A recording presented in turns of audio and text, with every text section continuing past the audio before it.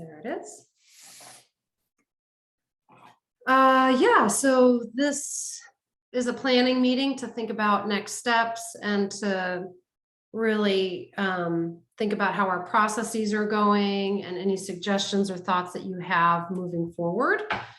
So this is kind of our time to check in about all of those pieces. And if we could just all go around and maybe share our name, our pronouns, our role, organization, and something you're looking forward to this afternoon. Hopefully there's something that's like beyond all of these meetings and something that you can think about heading into the evening that you're looking forward to. Hi, Whitney, welcome.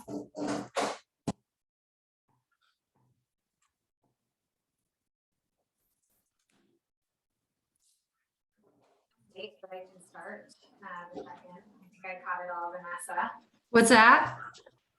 I could start the check-in. I was late, but I think I caught all of the items. So Whitney Swander, I use she, her pronouns. I work for Foundations for a Better Oregon as the Director of Data and Research. And I am booked for a 5:30 Pilates class with my favorite instructor who spends the month of March at like some fancy retreat center in San Diego. So this is my like last day to soak up the Connie wisdom before she's gone for a while. So I'm looking forward to that.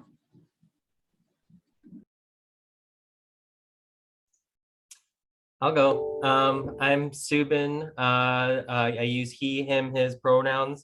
I work for the Children's Institute, and this is like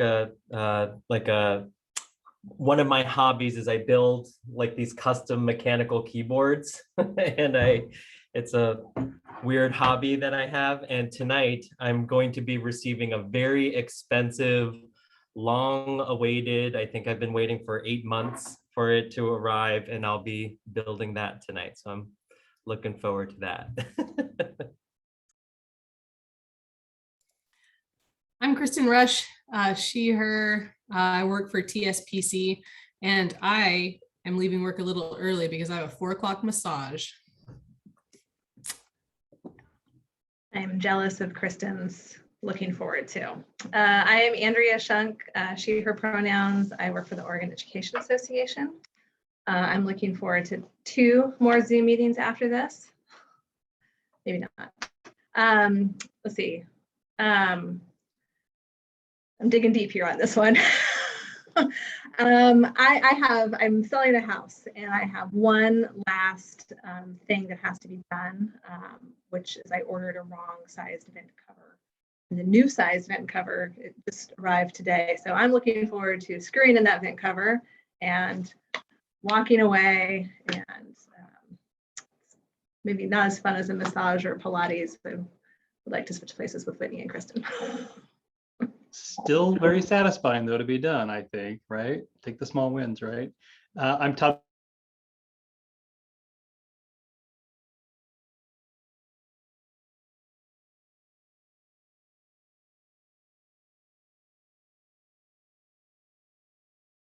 So now I'm like a collector, it's more about, in the same way that someone might, build train sets and stuff like that, or build airplane models. I just like building and collecting them.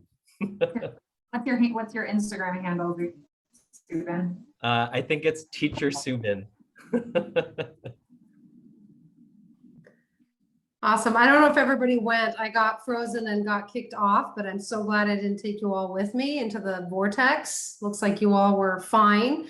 So that's good to hear.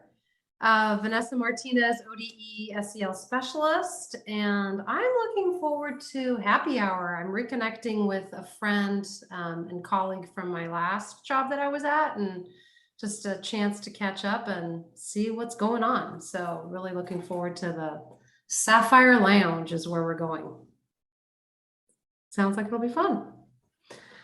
All right, well, thank you for taking the time to connect and just share into the space. Really appreciate it. And it would be helpful if one of you would be okay with being a note taker and a timekeeper for our time today. It's really hard to toggle between documents. So would anybody be interested in that? Oh.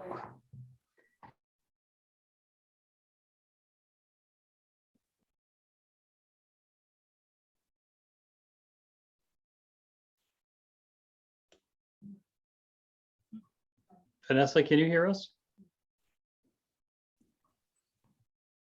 Yes, I can hear you. Okay, we didn't get much of you and then it froze and then you were just gone. Okay, I'm having some issues here.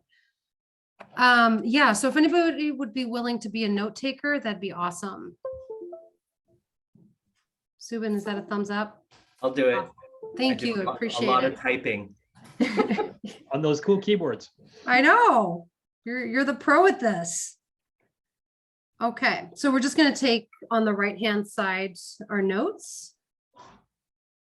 And so our first kind of thinking is just around our process. So these are just some questions that I thought could be helpful for us in framing our discussion. So thinking about what is working, what is challenging and giving you pause or giving us pause. And what suggestions do you have for our surface challenges? So we'll spend some time around that. And then we'll talk a little bit about a charter. We've been asked to create a charter for our group and kind of want your eyes and input on what that could look like and some feedback on those pieces. So we'll spend some time looking at that. And then pivoting to specifically the February 28th meeting, thoughts about structures. We went through one, right, this last, I guess it was it just yesterday, 2 days ago now. So thinking about what worked, what didn't, what thoughts do you have about that for the 28th of March? So with that, let's just dive right in. So what is working? What's helping? What are you noticing in terms of how our process is working for us? And if there's nothing, you can say nothing too. I think despite everything, I think that there's been a much deeper dive into this thing called SEL. And I think there's been a lot of questions raised that I think need answers. And so I think those are good things. We may not have clarity at this moment, but that doesn't mean we won't get clarity down the road.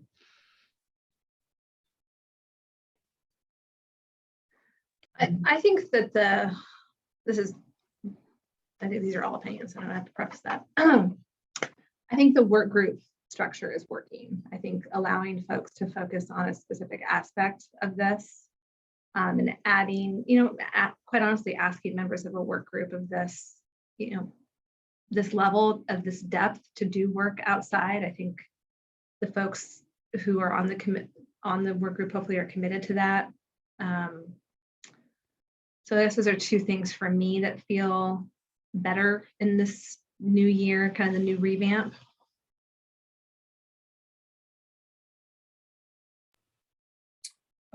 This is just my impression from the outside is that Vanessa, since you've come in, it seems like you're able to kind of hold the process together and kind of shepherd it and kind of bring us along. And so I think that's been really helpful.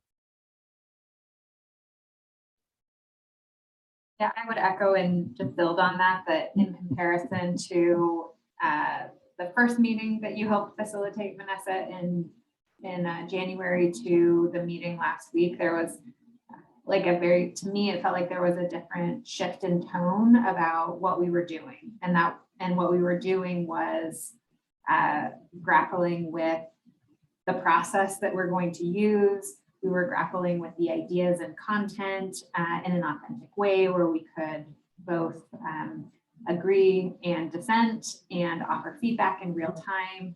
So yeah, that's kind of when I say tone, I hold a lot of that. Like it's not just sort of moving through motions and checking things off the list as we move forward, but actually really shaping. So that felt really good. And I know I missed the exciting part of that meeting. the last meeting, but it really seems like folks are being really self-reflective of their opinions versus what's research-based versus what's their experience, and just being like really, I don't know, like really mulling over kind of why they're holding the opinions that they're holding. And, you know, that the growth in that, I think is the thing that's slowing us down a little bit, but I don't think that that's a bad thing. I think that it's because like growth is coming. But there is a lot of, it seems, self-reflection and growth happening.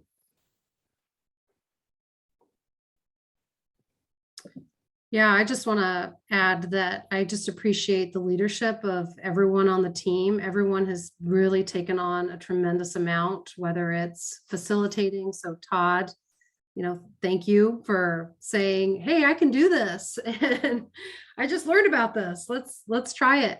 So just that leveraging the strengths of the folks in the room, I think has been really valuable. And I think, you know, I don't like to think of anyone as experts, right? We all have experiences and maybe practiced a lot of this work, but being able to surface that and lean on each other's strengths, I think is something that is working for us right now. So I appreciate all that you all are contributing. Okay, so what is challenging or giving us pause at this time? What are some things that you're noticing or want to pay attention to? I think just finding a pathway to consensus is difficult. And we heard that loud and clear. And for good reasons, not just, oh, I wish you could have just moved on. No, actually, there's some really good reasons why there isn't consensus, and those things need to be worked through. So if it was easy, everybody would have done it already, right? So For me, it's not, I don't know what we can do to overcome this barrier. It's always the overly short timeline that gets put on these by the legislature. You know, I understand that they're looking for results quickly, but we know in education, true change takes 3 to 5 years at the minimum. And to do something with this heavy of a lift by September 15th is just incredibly difficult. And I think to the points we made about what's being successful, people are speaking up, people are being really reflective. People, the folks who have come together in this work group are doing so because of their concern about how this could go wrong. And so because of that, it's just a challenge. And then because it takes time to get the state resources behind something like this, you know, ODE is not a nimble agency that can, like, recognizing, for example, the intense work that goes into doing empathy interviews and focus groups, and the need to do that within very specific communities, and the inherent inequities of asking folks to do that without just compensation. That's a difficult challenge that the system of ODE and the system of the legislature hasn't adequately addressed, and then can then feel like a failing of the group, right? And that sort of mirrors sort of what we do in schools too, right? The system isn't set up to support students. We don't give them the resources they need to be successful. We ask them to reach a benchmark, and then we individually shame them when they don't meet that benchmark. So definitely parallel.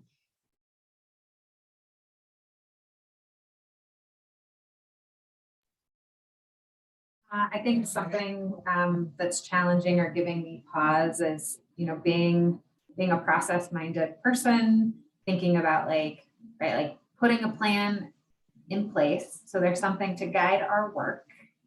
And then as that plan gets tested, it can feel like we're failing, which, you know, as an advocate of the plan, as the milestones don't get met, it can feel like, well damn, right? But also, like, I, through my work at FBO, have been introduced to the ways of emergent strategy, and knowing that, you know, very rarely are things linear, right? So leaning into the nonlinear, iterative process, right? Like, rather than a highly choreographed, since that was my metaphor, ballet, thinking of a modern dance choreography in which you are reacting in real time to your fellow dancers, to know, to receive, and to give, right? But so yeah, I'm just, part of what was giving me pause yesterday, Vanessa, as we were in the engagement group, was like the timeline, right? Like the timeline helps us feel grounded in the what.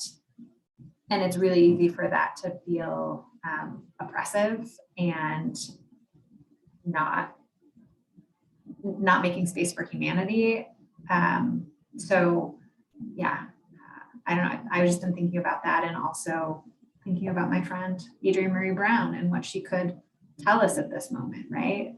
Tell us that the fractalness that we may feel, the smallness, is a reflection of the bigness. And we do have advisory group members that are engaged in so many different spaces. And so how do we create abundance for trust and questioning and dialogue? And I'm like deep in this emergent strategy stuff, and believe that there's a pathway forward.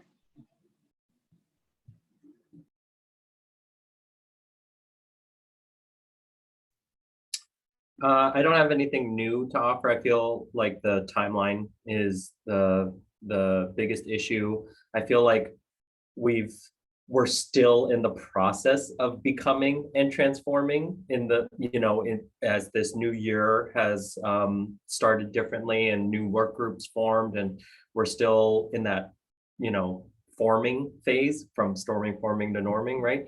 And so I don't have anything new in terms of something that feels challenging. Yeah.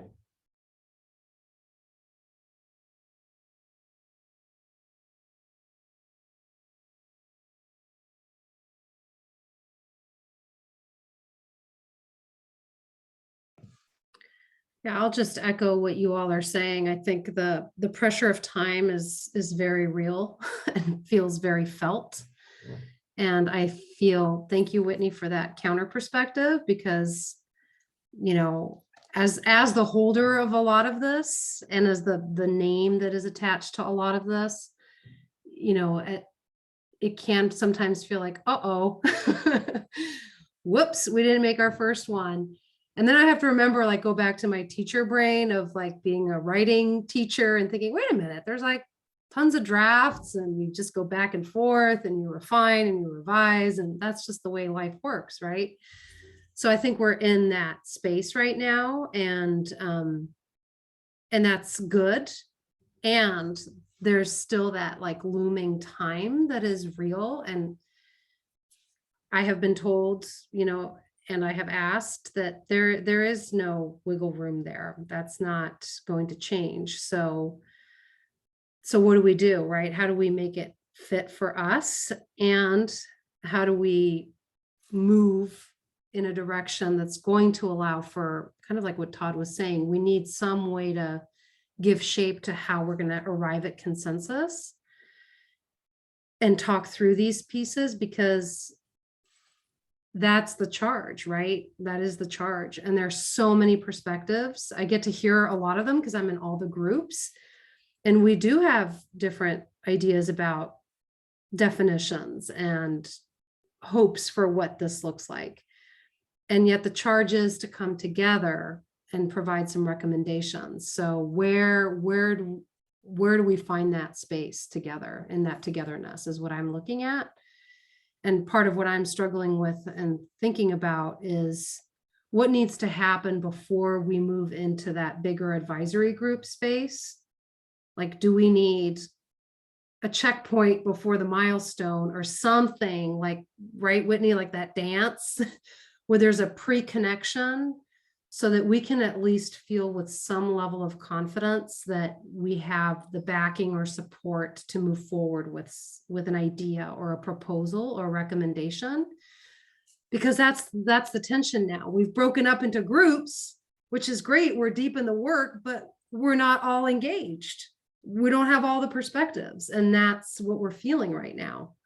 So we can't have it all, but we have to muddle through it. And that's what I'm trying to like structurally figure out. Okay, what can be done to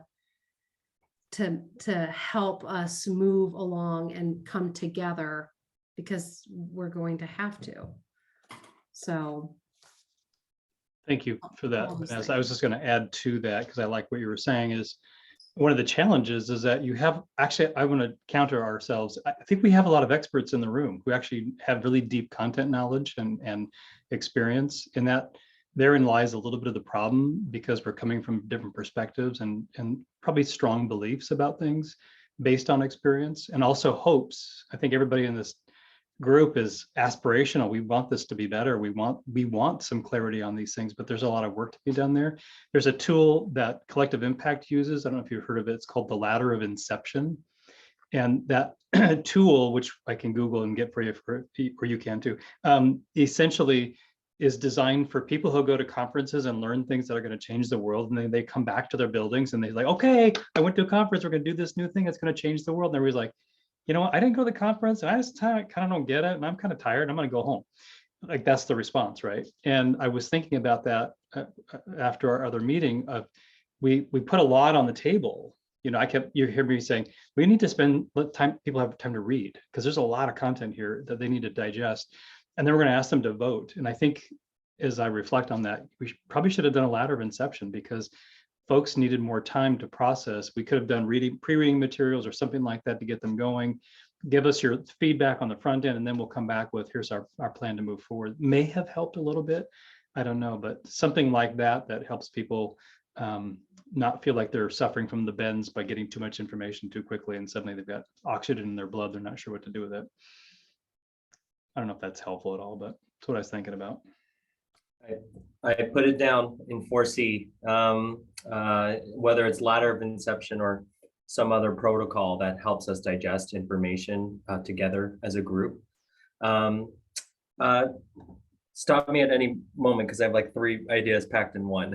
One is, from my understanding from the materials is that in September, what needs to be kind of delivered in terms of how the legislation and the process is being stated is the framework, right? And then there's another period of time to develop indicators and standards within that. Is that correct, or am I totally wrong there? No, you're on the right track. So the framework and standards, suggestions for standards, but it's not the actual standards because there will be a whole internal process with a whole new group of folks that will take the recommendations here and then create the standards. And so knowing that there's still some work to be deferred, right? Just making sure that that's being communicated so that whatever anxiety or worry that some people might have of, oh, we're not getting to it, that they know what to expect there. I think the other thing is that similar to what Todd was saying around people having their expertise and their experience, their life experiences, bringing like those expectations to the table. There might be some way for everyone to just, I don't think it'll happen all at once, but for that to be on the table from the outset, right? For us to be able to say, like, I can say for myself, like, I joined the group as an early childhood advocate, thinking about the youngest people in the education system, right? And I'm going to bring that perspective. And so then that is a way for us to continue to lean into people's expertise and their backgrounds and their hopes and their dreams and making sure that those show up.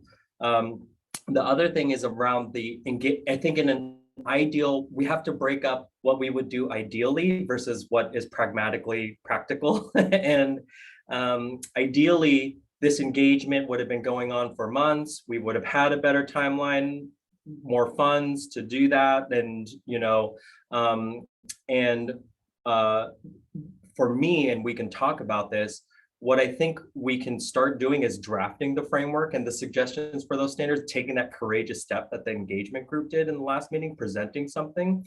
And so then the engagement group is not about formulating all ideas off of what we learned from engagement from the outset, which is what would have been ideal, right?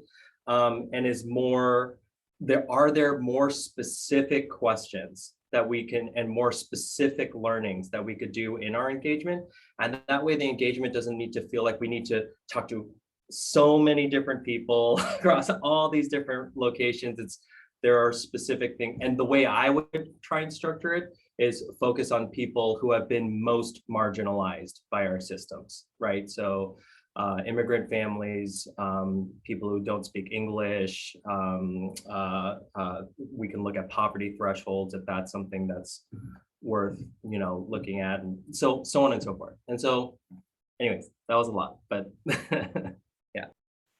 Also, add on to what Subin was saying, which I think is a really important, the practice versus pragmatism, like what's ideal and what needs to be done. I ended up in a lot of ODE work groups. I was on one this fall around the media standards, which was budget note.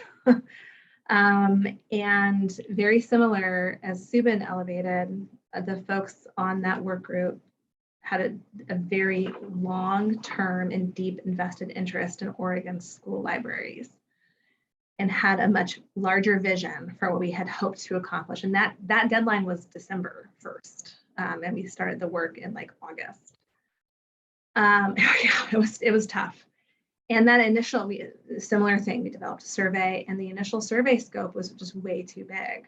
And the initial report scope was too big because the folks in the room have been advocates for what has been the demise of Oregon school libraries over the past decade and wanting to put a stop to it, wanting to do something about it. And we had to really back up, really scale back the survey, really scale back how we got it out, and really scale back the report. And sort of do an addendum to that report of all the things that need, not seeing the report as the end, but as the beginning of what could then be ongoing work in that area, in that space.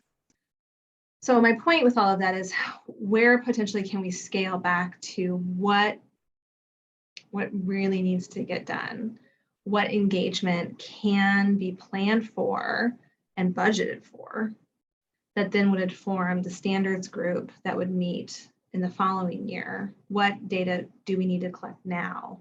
And then I would say looking into what are the other, almost like riding on the coattails of some of the other ODE programs, where are other groups that are more nimble, maybe have some budget, or where is this work occurring within the ODE or the sort of the educational space? So I had emailed Vanessa and Beth after our Monday meeting.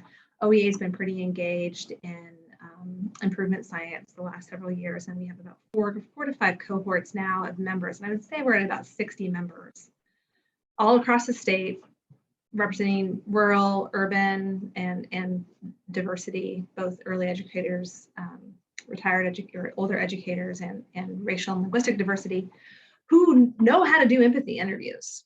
And so it's a ready-made cadre who've been engaged in sometimes 5 years of deep work on this. So how can we be a resource? The regional educator networks, in a very similar fashion, have been working with educators, sometimes on these very content-specific topics around empathy interviews, improvement science, PDSA cycles. Where can we look to them to maybe do some engagement, or where have they done engagement? Even looking backwards into the student investment account district engagement, a lot of districts were really focused on mental and behavioral health, social emotional learning, counselors, social workers. Where is there potentially some data to aggregate out of that engagement that has already occurred? So where might data exist already? Where might work already be being done? Where are partner organizations, maybe with more capacity and quickness sometimes than ODE has, that we can partner with to maybe get some data that could be helpful, and then just kind of scale it back and sort of putting out ahead and putting the intention out either into the ODE space or the legislative space or the partner space to then hold ODE accountable to what the work has to happen after the work is done, after the preliminary work is done. So those are a few thoughts of how we could overcome some of those challenges. Thanks, Andrea. I just, yeah, I really appreciate you and Subin's idea that we have to be realistic, right? And I think we're all coming on the same page on that, which is really good. I think we're realizing, what do we have access to already? And I will just speak for the engagement group now that is where they're turning their attention. So we've identified some sources of data that will help support us in our charge around the framework and standards. And so I'm going to follow up with an email tomorrow to the whole advisory group to say, if you all have other data sources, because you're involved in specific districts where you know that there's panorama data that's happening, or whatever sources you're aware of, to please add it and include it so that we can at least look to there and to see, like, hey, is this a match, or at least start composing a potential framework and some guidance around standards. So that is going to happen. And then I think, engagement is going to have to be at this point off until we have something to put up in front of folks for feedback. So we're going to be really kind of waiting for framework and standards to have something to share and to gather some helpful feedback around. So Andrea, I think you leveraging those connections and figuring out how we can partner is going to be really key, because I will say I've been told there is no budget. ODE does not have a budget, and it's not going to happen. So we have what we have the folks that we do, and we know this is important. So we're going to have to figure out what that means for us and what's realistic within that, what is not realistic, and make some decisions together about that path moving forward. Did I say EAC? Oh. They have funding for EAC. expanding cultural competency. And so I didn't know if that they'd be someone to reach out to. Okay. Yeah. Thank And you. and someone correct me if I'm wrong, but I think one of the reasons why engagement was so heavily pronounced as a needed thing within our group was when I'll just speak for myself. When I first came to the very first SEL meeting, I looked around, I was expecting a more diverse group. I was just based on the materials and the topic at hand and what we were trying to do. And so I think that's where engagement was thought of. And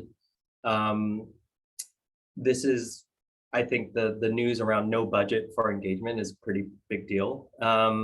I think that I'm wondering, I don't have a particular suggestion. I'm wondering how we can still center and foreground the voices of people who have been marginalized. I'm wondering how to do that without an engagement budget. And so, starting with, the report that was linked from the Coalition of Communities of Color, looking at research from scholars of color. Is it just about race and racism? We can look at other, social identities as well. That might be, a way to start. But I'm in a thinking space right now around that.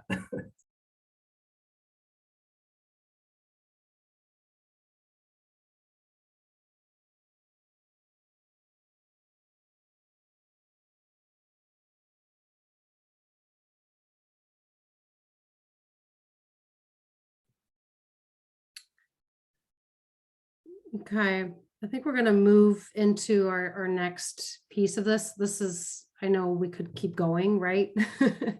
And I don't think we have, the solution's not in front of us yet. I think we're going to have to just muddle a little bit through it and give it some further pause and thinking, and you all talking with each other. And but please reach out if you have thoughts or ideas specific to some of these things that we've named, because they will continue to be there and we'll have to figure out a path through those.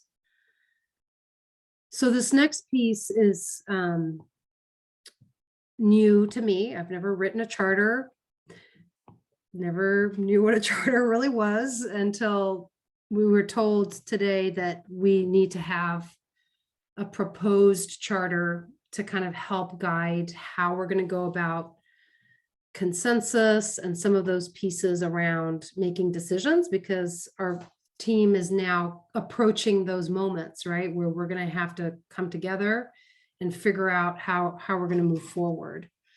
So what you see on there is a draft of one, and it'll look very familiar because it basically is all of the components of the grounding document. I just literally cut and paste them and put them into here. So it could be a charter.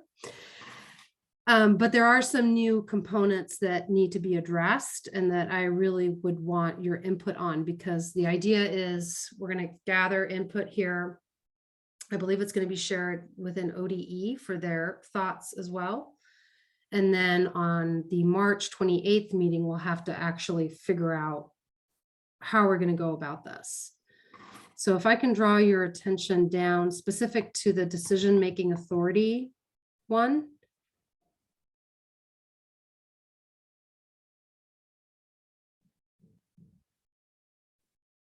So one of the things we have to make a decision about together and collectively is what are we going to decide is a quorum? So a quorum is how many folks need to be in attendance to make a decision moving forward. So that's, you can see it's TBD. We have to decide what that is. So if we're a governing body of 28, do we need 20 folks, right? And this becomes really a lot more, I guess, important down the line when we have to make actual decisions about the report and what we're going to share and put up in front of the public. And then consensus decision making. So what do we want that to look like? Do we want to use the fist to 5? Did that work for us? Is that what we are striving for first? And if we get to a place where we feel like we need to vote, then what's the threshold? And I just put in here what ODE has used in the past, which is 50 plus 1. It doesn't have to be 50 plus 1. That's just what ODE has used. But we need to collectively kind of think through what that means for our group together. Can I ask a question, like, how creative can we be here? In that, I'm not on my policy and advocacy team. I'm on the programs team at Children's Institute, but our policy and advocacy team have this really awesome practice of giving weights to different voting members. So people of color will have a different weighting in their vote, so they'll have a more, their vote counts for 1.5 votes, compared to my vote would be 1 vote, Mhm. And so like, do you know if there's like rules like that we can or can't do? I have no idea, but I think your input is needed. So I would definitely put that on here as a thought and as a question, because it will be looked at, I think, by Colt and some other folks.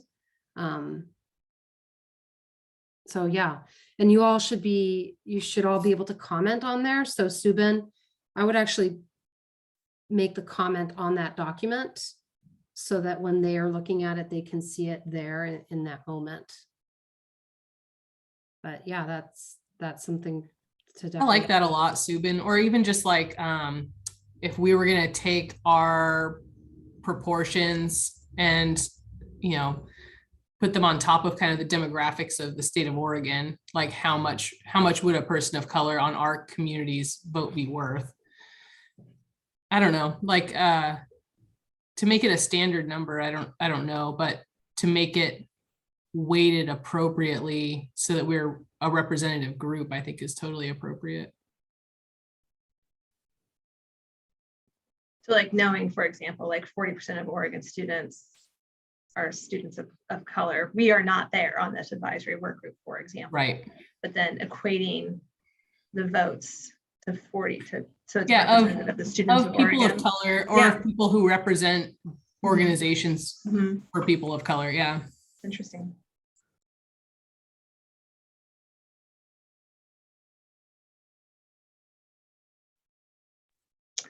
I'm curious. Yeah, even though I work for OEA, like Robert's rules is like not my thing. Like,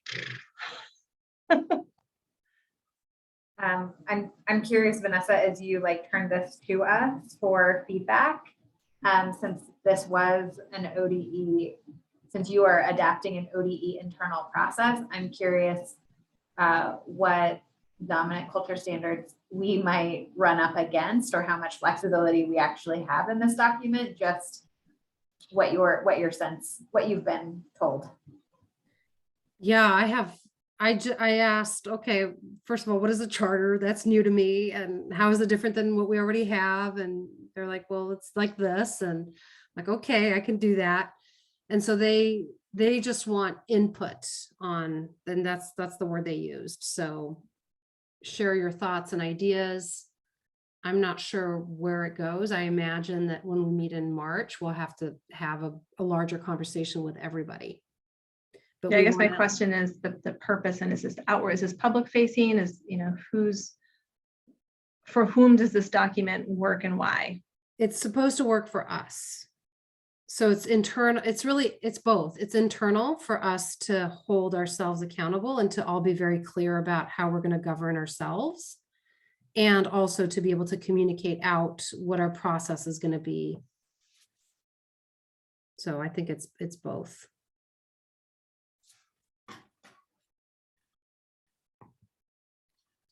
It is something I will put in my communication tomorrow to the bigger group, so they will be able to kind of look it over also and make comments on there as well. Yeah, I mean, if it's a wide open field, that's why I started with the question of like, how creative can we be? I don't necessarily think a democratic process in terms of majority rules is necessarily equitable, right? Because it's very easy to just silence the minority, especially in our current configuration. And so I don't have a specific suggestion. I wasn't a poli-sci major. Do they study things like this? And so I don't have like a wealth of alternative ideas. I mean, I think it's pretty appropriate, and Todd can check me on this. I think way back in the HB assessment work group, which I'm forgetting the number, we were a consensus body. We did a 5-4-3-2-1, and that's how we made decisions. And it wasn't majority rules. It wasn't a 50+1 vote. And I think, we did do that Monday, and I think that was effective. So I think there's precedent for our group not having to, at OD, not having to follow any kind of specific way to do this. And having been on a number of OD work groups, I don't think I've ever had just one single way, but I have had experience with OD work groups. We did use the consensus model. I think that's right, Andrea. Yeah, and sorry, Kristen. That's okay. Just to add to that, I think we did an example of it. It actually paused the whole work, so that's intentional, right? So we that voting methodology kind of worked. I'm wondering if it was posed out to the whole group, because I agree, Sue, but I'm not quite sure how to do that either. That's sort of like voter representation, like I represent a larger population, so I get like 2 votes versus somebody else gets 1 vote, that kind of a thing. It's akin to a republic, I think. But putting that out there, is this sufficient? And I think we call it out. If we're not getting minority representation, how's that vote equalized and honored for the work that needs to happen? Because that suppression of that vote means that the status quo continues, right? And that's what we're trying not to do. So I don't know if that's something that the whole group needs to be thinking about, because they might have some good ideas, because there's just the 6 of us here. We don't have all the answers apparently. And so maybe somebody else might, oh yeah, we've done this thing and we could try it that way or whatever, I don't know if that's helpful, but I agree. I was just going to share my experience with consensus is I lived in communal housing for like a lot of my young adulthood, all the way up until about like 5 years ago. And we used a model in which it was 51% for quorum. And then you call things to a vote, though it's not really a vote because it was a consensus model. And then anyone who had moderate concerns, it was kind of like a fist to three, I guess, would be, we used like approve, stand aside, or block, so that minority opinions could like derail the vote if it needed to happen. So you could pass something with 3 stand asides and 0 blocks, but the second someone blocks it, then it has to go back to get reevaluated again before it can be like presented again. That's just how we did things.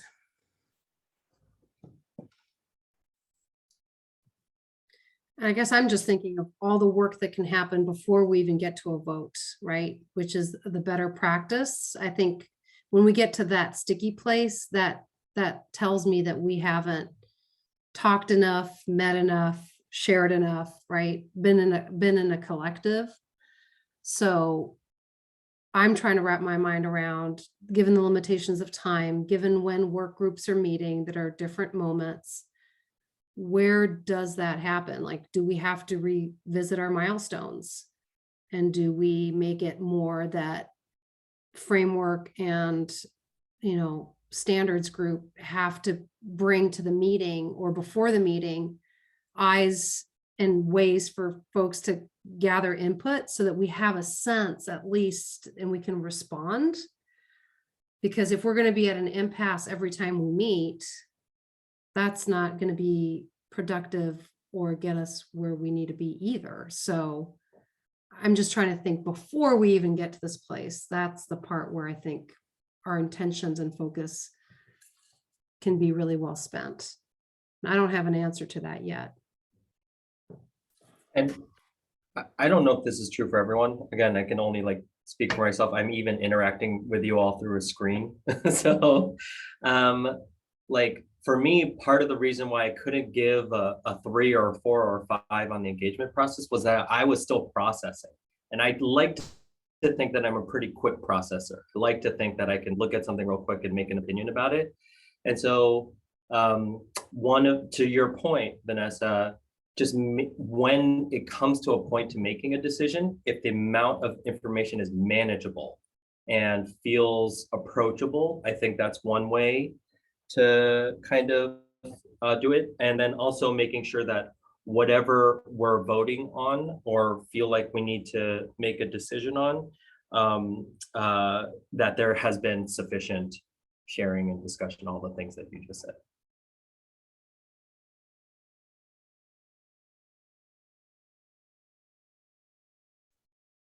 Yeah, I agree. I feel like the ability to come to consensus, if that is the model we want to adopt, and sort of length of content or complexity of content, I even think about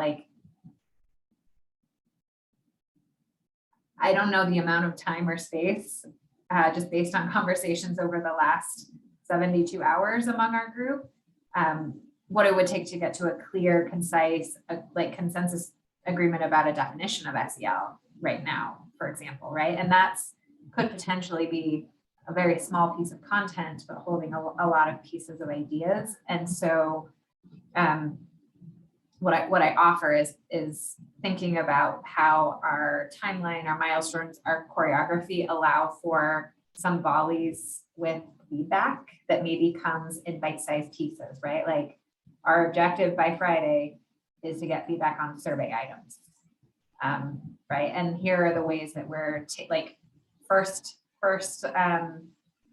passes by Wednesday, because there's going to be a group that's then reviewing and incorporating, right? Like just knowing that I don't know that it's going to be possible with 28 people who come from such different perspectives to ever get consensus in one pass, right? So thinking about how we're actively building in those moments of iteration, which is a shit ton of work. Excuse my language, but it's just, thank you, Vanessa, for joining us in this. Well, now I'm thinking okay, I am the piece though. Beth and I are the pieces that are in each of the groups. So I wonder if like after each group has met, that we identify what is something everybody we need some sort of like immediate feedback on, that then Beth and I can bring into all of those spaces. So let's say framework has met, we identify these 3 things. How's this landing? Let's say I have a standards group meeting the following day, I can bring it and say, okay, we need to spend some time. What's coming up for you? Gather that input. At least, I mean, you're not all talking to each other, but we are the connectors, right? So how can we be used as a vehicle or as a way to exchange and gather some of that information? I think that's something to play with. It's not ideal, but it is a way. It's hard because this is really hard work. And these are conversations that are happening not just in our own little world, right? They're happening nationally, right? What does SEL mean is a question that's really present and very real right now in all spaces. And so we're feeling that here too. Yeah, and high stakes. Yeah. Going back, sorry if I'm like 20 minutes behind, but going back to that engagement question, and I keep thinking about, okay, in September, we need to deliver a framework and some suggestions for standards and how standards will be developed, right? I wonder if I recall the protocols that were being developed around the interviews had some questions in there around standards and things like that. Like for the framework, I think the questions really more specifically are about like, what could standards do to help, or how could they support or get in the way of better social emotional learning, right? And if we're asking things like that, then I don't think that needs to be like engagement is waiting for the framework group to that. Like you can ask people around, I think, Andrea, we talked about this in the framework group around like what for teachers, when do standards help? When do they get in the way generally, right?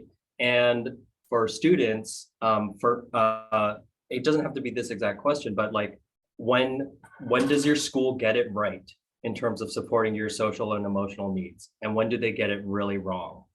And those are very general questions that don't need to like wait for anything. And I know there's no budget, and I know there's no one to actually do this work, so that's a separate issue or whatever. But if we can really nail the structure of the framework well, and then in our recommendations for the standards, say there needs to be a robust engagement process in the next go around, and that then people can feel like they can shape the standards, right? And we're giving ourselves more grace and time and more input, but it does mean it'll feel harder to come up with a framework that feels grounded in community perspective. Yeah. I think that again speaks to what do we need to know right now? What can we data gather around right now? Because I think the framework can be a place, I mean, ideally you want it to inform, then the standards you develop comes first, but a place to also get, I think those questions too, Sue, and I really like that around, where does your school get it right? Where does it get it wrong? And I think asking that of adults as well, because adults can really speak to the social emotional learning space.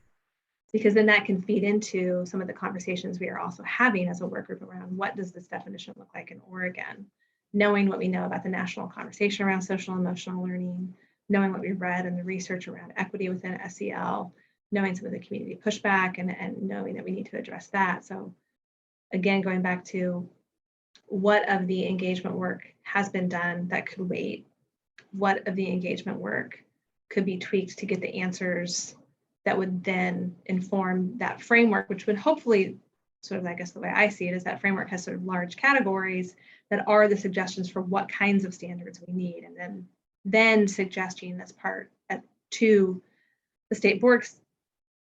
I guess a clarifying question is, then does the state board then set a timeline and some rules around the development of standards, or do we follow like the instructional standards development process. Yeah, we follow the instructional, yeah, that same process kicks in. Yeah. Wow, it's 2:59, you all. That flew by.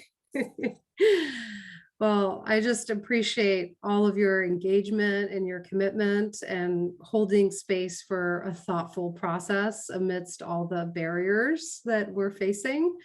So just thank you for your willingness to show up and to help me and coach me, and it feels good to not do it alone. And I think there's a lot here that we can kind of play with and build on. So stay tuned and let's continue. Let's continue.